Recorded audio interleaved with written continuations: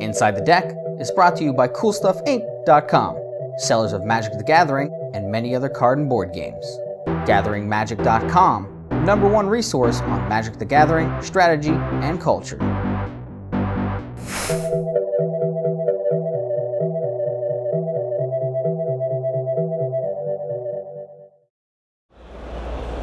I'm Mary Jacobson and I'm playing Legacy Zoo.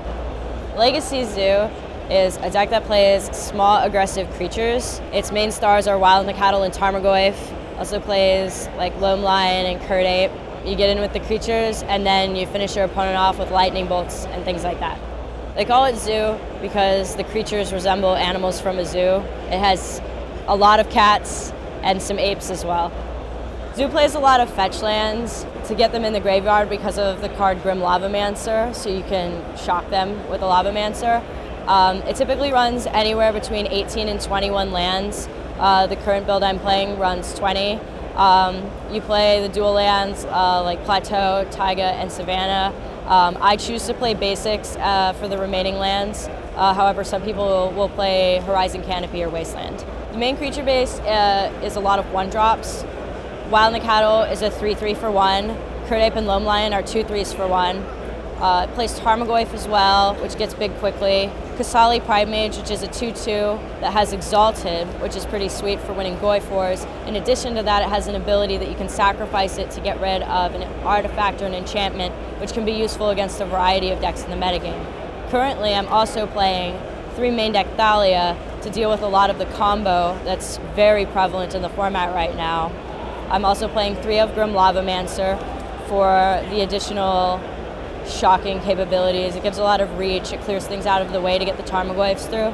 And some of the spice I'm playing right now is 3 Ghor-Clan Rampagers, which is a creature with Blood Rush. For a red and a green, you can discard it and give an attacking creature +4/+4 and trample.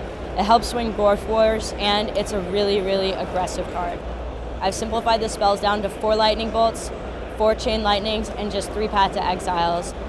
My current sideboard consists of 1 Path to Exile, 1 Thalia, 1 Krosan Grip, 1 Ancient Grudge, 1 Relic of Progenitus, 2 Tormod's Crypt, 2 Price of Progress, 2 Pyroclasm, 2 Red Elemental Blast, and 2 Ashen Rider. Path to Exile is really strong against decks like Maverick. Other creature decks I tend to side it in. Thalia to help against those pesky combo decks that are everywhere right now. Krosan Grip and Ancient Grudge are good against decks that play a lot of artifacts, like the Stoneforge Mystic decks in particular. The Relic of Progenitus is part of my graveyard hate package, in addition to the 2 Tormod's Crypts. I have Price of Progress for decks that play a lot of non-basic lands. The bug decks are typically playing a lot of non-basics. Jund decks, Zoo Mirrors, should you face one, Punishing Maverick. A lot of decks, Price of Progress is going to be doing 6 or more damage to your opponent, so it's one of the most effective burn spells you can use. Pyroclasm is great against goblins and elves. The 2 Red Elemental Blasts are great because True Name Nemesis. This is a card that can counter that, and you need to counter that probably, because it's like really good.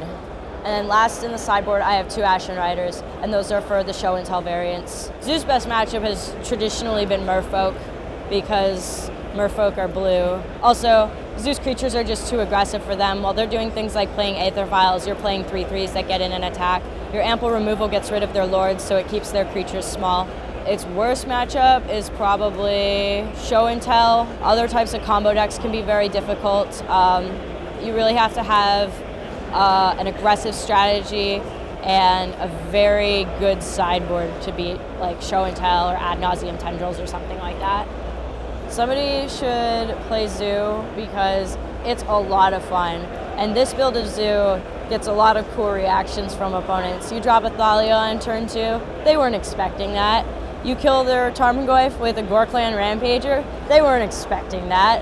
They weren't expecting that at all. It has a lot of cool ways to pull the rug out from under your opponent, so to speak.